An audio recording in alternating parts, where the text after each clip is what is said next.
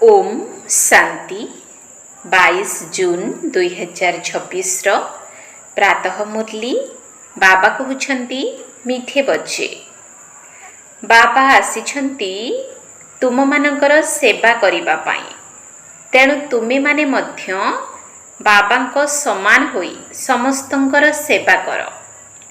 बाबा आसिछंती तुम मानकर सेवा करिबा पाई तेणु तुमे माने मध्य बाबांको समान होई समस्तंकर सेवा कर। प्रश्न ब्रह्मा बाबांको मनरे केउ संकल्प उत्पन्न हेउछि जहा पाई शिव बाबा कहउछंती वेट एंड सी अर्थात अपेक्षा कर एवं देख चिंता कर नाही। ब्रह्मा बाबांको मनरे केउ संकल्प उत्पन्न हेउछि जहा पाई शिव बाबा कहउछंती वेट एंड सी अर्थात अपेक्षा कर एवं देख चिंता कर नाही। उत्तर बाबांकर संकल्प उत्पन्न हेउछि समय बहुत गंभीर होई चालिछि। पिलामानकु अविनाशी ज्ञान रत्न नेबा पाई बाबांको पाखकु आसीबाकु ही हेबो। तेणु एते गुड़िए पिला केउठी आसी रहिबे केते घर तियारी करिबाकु पड़िबो। शिव बाबा कहउछंती अपेक्षा कर एवं देख कल्प पूर्वरु जेमिति आसी रहिथिले एबे मध्य सेमिति आसी रहिबे। तुमे चिंता कर नाही। तुमे केवल पाठ पढ़ी चाल एवं मनमना भव होई जाओ अर्थात निजको आत्मा मने करी मते मने पकाओ। तुमको कर्मातीत हेबार पुरुषार्थ करिबाकु हेबो। गीत तुम्ही पाके हमने ओम शांति बाबा मध्य कहउछंती पिला माने ओम शांति। आउ कोन कहिबे पिला मानकु कहउछंती पिला माने ओम शांति तत्त्वम अर्थात मु जहा तुमे मध्य सेही।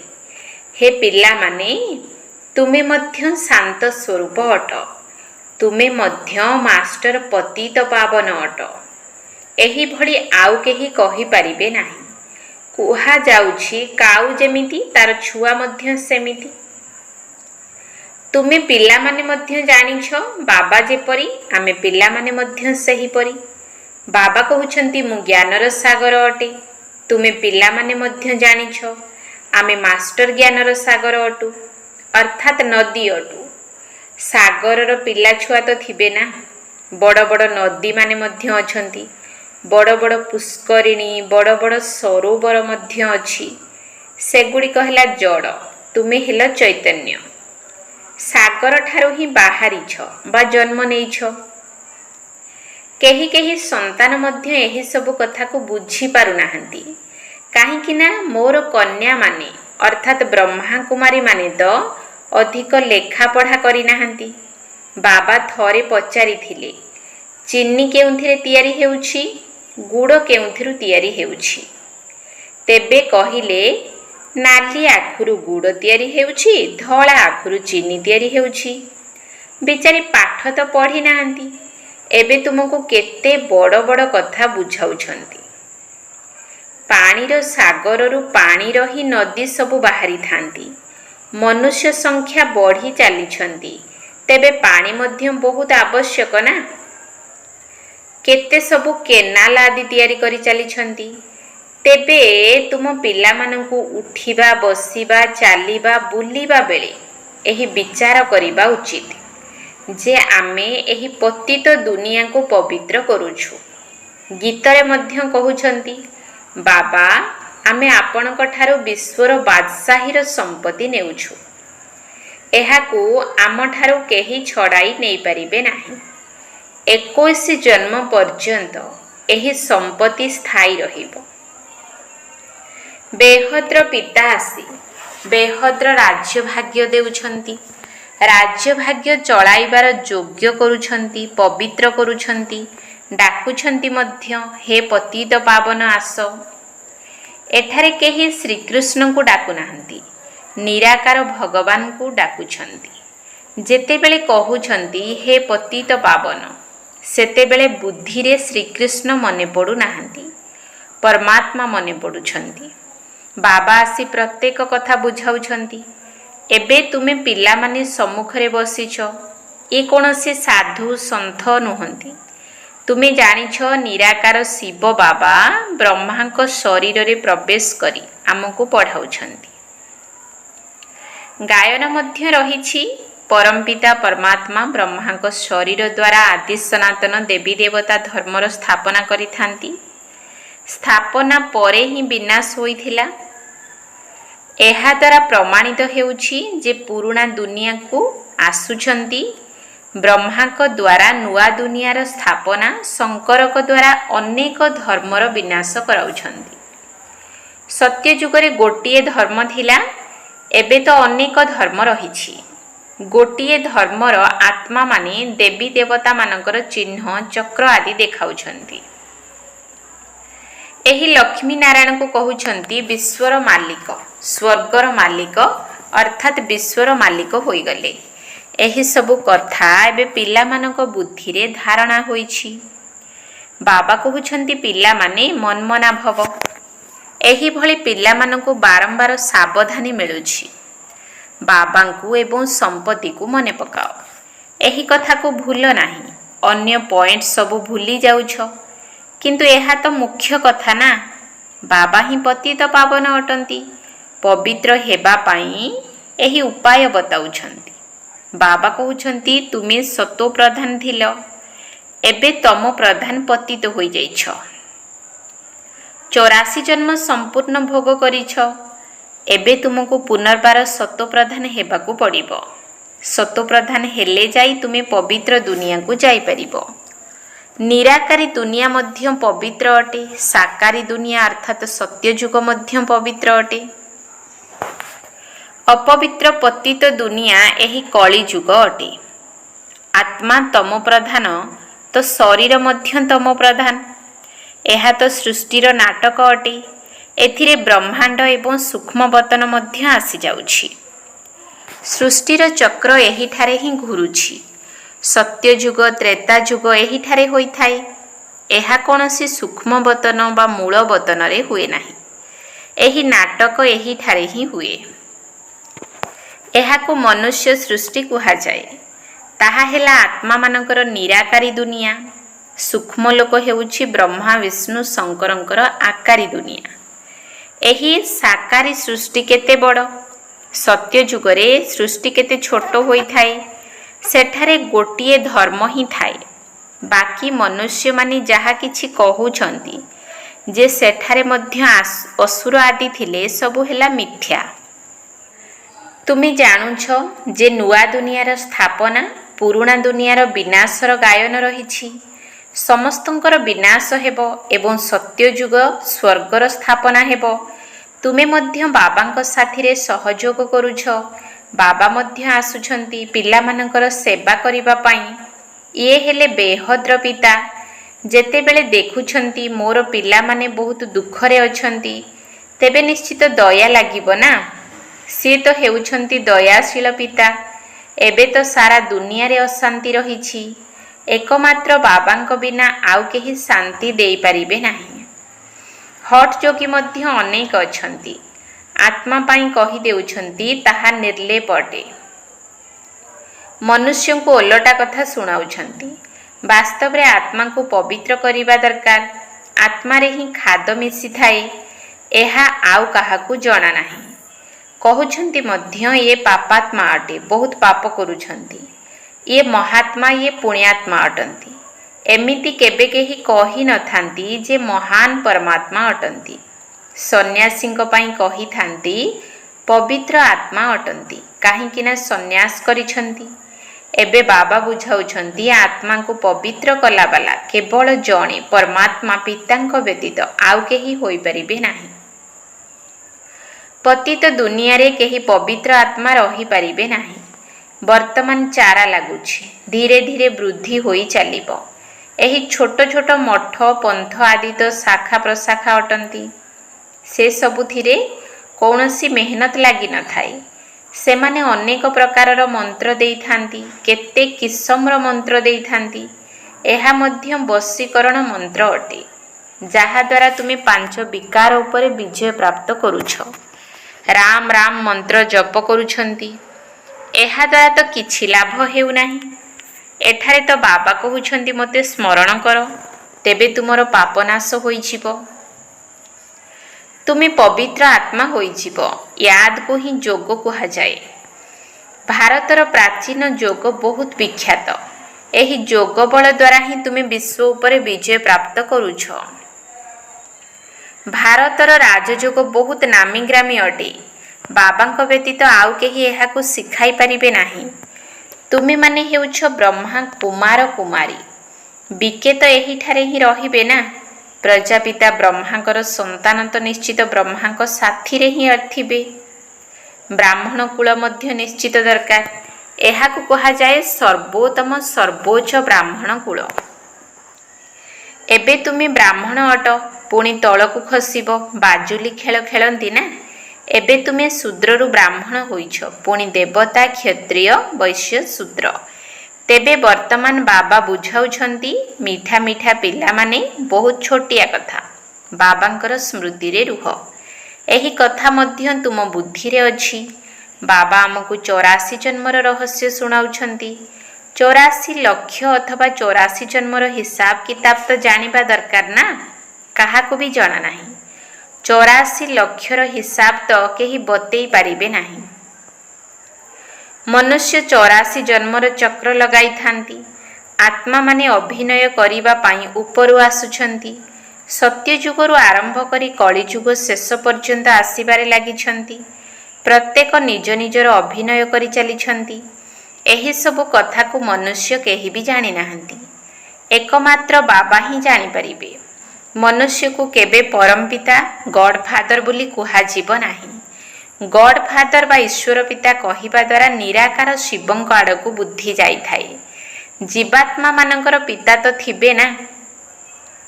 ଆତ୍ମା ଗୋଟିଏ ଶରୀର ଛାଡ଼ି ଆଉ ଗୋଟିଏ ନେଇଥାଏ। ନିରାକାର ପିତାଙ୍କ ନାମ ଶିବ ଅଟେ। ତୁମର ମଧ୍ୟ ଗୋଟିଏ ନାମ ଆତ୍ମା। ପୁଣି ଶରୀରର ଭିନ୍ନ ଭିନ୍ନ ନାମ ଦିଆଯାଇଥାଏ। ପରମପିତା ପରମାତ୍ମା ମଧ୍ୟ ଶରୀରରେ ଆସି ଜ୍ଞାନ ଶୁଣାଇଥାନ୍ତି। ଶରୀର ବିନା ଜ୍ଞାନ ଶୁଣାଇ ପାରିବେ ନାହିଁ। ତେଣୁ ବାବା ବୁଝାଉଛନ୍ତି, ଏହାଙ୍କର ତ ନିଜର ନାମ ଅଛି। ମୋର ତ କୌଣସି ଶାରୀରିକ ନାମ ନାହିଁ, ନା ମୁଁ ପୁନର୍ଜନ୍ମରେ ଆସୁଛି। ମୁଁ ଏହାଙ୍କ ଶରୀରରେ ପ୍ରବେଶ କରୁଛି। ୟାଙ୍କୁ ମଧ୍ୟ ଜଣାପଡ଼ି ନଥାଏ। ମୋର ଆସିବାର କୌଣସି ନିର୍ଦ୍ଦିଷ୍ଟ ତିଥି ତାରିଖ ନାହିଁ। ହଁ, ମୁଁ କଳ୍ପର ଅନ୍ତିମ ସମୟ ଅର୍ଥାତ୍ ରାତ୍ରି ସମୟରେ ଆସିଥାଏ। ଏବେ ରାତ୍ରି ଅଟେ ନା। ଏହା ତ ପତିତମାନଙ୍କର ଦୁନିଆ ଅଟେ। ମୁଁ ଆସୁଛି ପବିତ୍ର ଦୁନିଆ ଅର୍ଥାତ୍ ଦିନ କରିବା ପାଇଁ। ବ୍ରହ୍ମା ମଧ୍ୟ ଜାଣିନାହାନ୍ତି ଯେ ବାବା କେବେଠାରୁ ପ୍ରବେଶ କରିଛନ୍ତି। ହଁ, ବିନାଶର ସାକ୍ଷାତକାର ମଧ୍ୟ କରିଥିଲେ। ସେହି ସମୟରେ ଅନେକ ଥର ଧ୍ୟାନରେ ଯାଉଥିଲେ। ତାହାର କୌଣସି ତିଥି ତାରିଖ ବେଳା ବାହାର କରାଯାଇପାରିବ ନାହିଁ। ଶ୍ରୀକୃଷ୍ଣଙ୍କୁ ମଧ୍ୟ ପୂଜା କରୁଛନ୍ତି। ତାଙ୍କର ଜନ୍ମ ରାତ୍ରି ସମୟରେ ଦେଖାଇଥାନ୍ତି। କେଉଁ ସମୟରେ କେତେ ମିନିଟରେ ସବୁ କିଛି ସ୍ଥିର କରୁଛନ୍ତି। ବାବା କହୁଛନ୍ତି, ମୁଁ ତ ନିରାକାର ହିଁ ଅଟେ। ଯେପରି ଅନ୍ୟ ମନୁଷ୍ୟମାନେ ଜନ୍ମ ନେଉଛନ୍ତି, ମୋର ଜନ୍ମ କ'ଣ ସେହିପରି ହେଉଛି କି? ମୋର ଜନ୍ମ ତ ଦିବ୍ୟ ଏବଂ ଅଲୌକିକ ଅଟେ। ମୁଁ ୟାଙ୍କ ଶରୀରରେ ପ୍ରବେଶ କରୁଛି, ପୁଣି ଚାଲି ଯାଉଛି। ବୃଷଭ ଉପରେ କ'ଣ ସାରାଦିନ କିଏ ବସି ରହିଥାଏ କି? ମୋତେ ଯେତେବେଳେ ପିଲାମାନେ ସ୍ମରଣ କରିଥାନ୍ତି, ସେତେବେଳେ ମୁଁ ହାଜିର ହୋଇଯାଇଥାଏ। ବାବା ଆସି ପିଲାମାନଙ୍କ ସହିତ ମିଶୁଛନ୍ତି, ଗୁଡ୍ ମର୍ଣ୍ଣିଂ କରୁଛନ୍ତି। ଯେମିତି ମନୁଷ୍ୟ ଜଣେ ଅନ୍ୟ ଜଣଙ୍କ ସହିତ ମିଶିଥାନ୍ତି, ରାମ ରାମ ବା ନମସ୍ତେ କହିଥାନ୍ତି। ଏହି କଥା ତ ଅବିନାଶୀ ଆତ୍ମିକ ପିତା ବୁଝାଉଛନ୍ତି। ମୁଁ ତୁମ ସମସ୍ତ ସନ୍ତାନମାନଙ୍କର ପିତା ଅଟେ। ତେଣୁ ଶିବ ବାବାଙ୍କର ସନ୍ତାନ ତୁମେ ସମସ୍ତେ ଆତ୍ମାମାନେ ଭାଇ ଭାଇ ଅଟ। ଏହିଭଳି ଖୁସିର ପାରଦ ଚଢ଼ି ରହିବା ଉଚିତ। ବେହଦ୍ର ପିତା ଆସିଛନ୍ତି, ଆମକୁ ବେହଦ୍ର ସମ୍ପତ୍ତି ଦେଉଛନ୍ତି। ପିଲାମାନଙ୍କୁ ଦେଖି ବାବାଙ୍କୁ ମଧ୍ୟ ଖୁସି ଲାଗୁଛି। ବହୁତ ପିଲା ଅଛନ୍ତି। ପିଲାମାନେ ଜାଣିଛନ୍ତି ଆମକୁ ବାବା ସ୍ୱର୍ଗର ମାଲିକ କରୁଛନ୍ତି, ରାଜତ୍ୱ ଦେଉଛନ୍ତି। ପ୍ରଜାମାନେ ମଧ୍ୟ କହିବେ ନା, ଆମର ରାଜ୍ୟ। ଯେପରି ଭାରତବାସୀ କହୁଛନ୍ତି, ଏହା ଆମର ଭାରତ ଦେଶ। ରାଜା ପ୍ରଜା ଉଭୟ କହୁଛନ୍ତି ଆମର ଦେଶ। ତୁମେ ପିଲାମାନେ ଏବେ ନର୍କବାସୀ ହୋଇଛ, ପୁଣି ସ୍ୱର୍ଗବାସୀ ହେବ। ବାବାଙ୍କୁ ଏବଂ ବର୍ଷାକୁ ସ୍ମରଣ କରିବାର ଅଛି। ବାବା ଆଉ କୌଣସି କଷ୍ଟକର କାମ ଦେଉନାହାନ୍ତି। ଗୃହସ୍ଥ ବ୍ୟବହାର ଭିତରେ ମଧ୍ୟ ରହିବାକୁ ହେବ। ଏଠାରେ ଆସି ତ ରହିବାର ନାହିଁ। ଯଦି ସମସ୍ତେ ଏଠାକୁ ଚାଲି ଆସିବେ, ତେବେ ଏତେ ଗୁଡ଼ିଏ ପିଲାମାନଙ୍କୁ ବାବା କେଉଁଠି ରଖିବେ? ଏତେ ଗୁଡ଼ିଏ ପିଲା ଏକା ସମୟରେ କିପରି ଏକାଠି ହୋଇପାରିବେ? ସମସ୍ତ ସେବା କେନ୍ଦ୍ରର ସନ୍ତାନମାନେ ଏକାଥରକେ କିପରି ମିଶିପାରିବେ? କେଉଁଠି ରହିବେ? ଅସୁବିଧା କଥା ନା। ଦିନକୁ ଦିନ ପିଲାମାନଙ୍କର ସଂଖ୍ୟା ବୃଦ୍ଧି ହୋଇ ଚାଲିଛି। ଏହାର ମଧ୍ୟ କିଛି ଉପାୟ କରିବାକୁ ପଡ଼ିବ। ଏହି ସବୁ ଆଖପାଖର ଘରଗୁଡ଼ିକୁ ନେବାକୁ ପଡ଼ିବ। ଘର ମାଲିକଙ୍କୁ ପଚାରିବା କେତେ ଟଙ୍କା ଚାହୁଁଛନ୍ତି। ସମୟ ଅନୁସାରେ ତ ନେବାକୁ ପଡ଼ିବ ନା। ଟଙ୍କା ପଇସାର ତ କିଛି କଥା ନାହିଁ। ସମୟ ବହୁତ ଗମ୍ଭୀର ହୋଇ ଚାଲିଛି। ବାବା ଏବଂ ପିଲାମାନେ ଉଭୟ ଅବିନାଶୀ ଅଟନ୍ତି। ଅବିନାଶୀ ସମ୍ପତ୍ତି ମଧ୍ୟ ପିଲାମାନଙ୍କୁ ଦେଉଛନ୍ତି। ବହୁତ ସଂଖ୍ୟାରେ ପିଲାମାନେ ଆସିବେ। ବାବା ବିଚାର କରୁଛନ୍ତି, ଏତେ ଗୁଡ଼ିଏ ପିଲା କେଉଁଠି ଆସି ରହିବେ? ବାବା କହୁଛନ୍ତି, ତୁମେ ଚିନ୍ତା କାହିଁକି କରୁଛ? ୱେଟ୍ ଆଣ୍ଡ ସି, ଅର୍ଥାତ୍ ଅପେକ୍ଷା କର ଏବଂ ଦେଖ। ତୁମେ ପାଠ ପଢ଼ି ଚାଲ, ମନ୍ମନା ଭବ। ତୁମେ ପିଲାମାନଙ୍କର ଏହି କଥା ମନରେ ରହିବା ଦରକାର ଯେ ଏବେ ଆମକୁ କର୍ମାତୀତ ଅବସ୍ଥାକୁ ଯିବାର ଅଛି। ସତୋପ୍ରଧାନ ହେବାର ଅଛି। ବାବାଙ୍କ ସ୍ମୃତି ଦ୍ୱାରା ହିଁ ପବିତ୍ର ହେବୁ। ବାବା ତ ବହୁତ ସହଜ କଥା ଶୁଣାଉଛନ୍ତି, ଅତି ସହଜ କଥା। କେବଳ ବାବାଙ୍କୁ ସ୍ମରଣ କରିବାର ଅଛି। ଦେଖ, ବାଛୁରୀକୁ ଯେତେବେଳେ ତାର ମା ମନେ ପଡ଼େ, ସେତେବେଳେ ହମ୍ବାଳି ଥାଏ ନା। ସିଏ ତ ହେଲା ପଶୁ। ତୁମେ ପିଲାମାନେ ମଧ୍ୟ ପାଟି କରୁଥିଲ ନା, ଆଗକୁ ଗଲେ ବହୁତ ଚମତ୍କାର କରିବେ, ଯୋଗରେ ମଗ୍ନ ହୋଇଯିବେ।